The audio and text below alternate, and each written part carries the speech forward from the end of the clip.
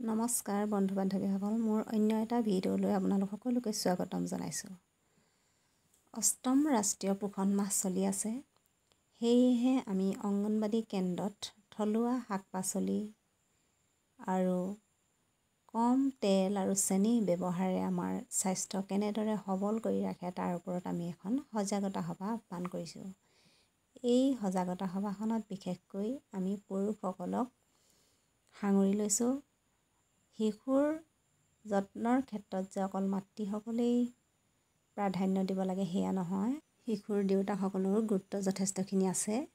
সেয়েহে আমি আজি বিশেষকৈ দেউতাকসকলক নিমন্ত্ৰণ কৰি শিশুৰ যত্নৰ ওপৰত আমি কিছু কথা সজাগতা কৰিছোঁ। প্ৰথমতে আমাৰ মুখ্য সেৱিকা মহোদয়াই থলুৱা শাক পাচলি অৰ্থাৎ আমাৰ বাৰীতে পোৱা সাধাৰণ শাক পাচলিসমূহৰ বিষয়ে আৰু শাক পাচলিৰ গুণাগুণৰ সম্পৰ্কে দেউতাকসকলক অৱগত কৰে। লগতে কম তেল আৰু কম চেনিযুক্ত খাদ্য প্ৰস্তুত কৰি শিশুসকলৰ স্বাস্থ্যক কেনেদৰে সুৰক্ষা দিব পাৰি তাৰ ওপৰত অভিভাৱকসকলক সুন্দৰভাৱে বুজাই দিয়ে।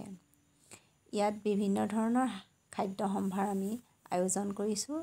ইয়াত তেল নিদিয়াকৈয়ে আমি খাদ্যসমূহ প্ৰস্তুত কৰি আনিছোঁ আৰু এই তেল বা কম চেনিৰেও যে শিশু খাদ্য আমি সুস্বাদু কৰিব পাৰোঁ সেই বিষয়ে অৱগত কৰা হৈছে।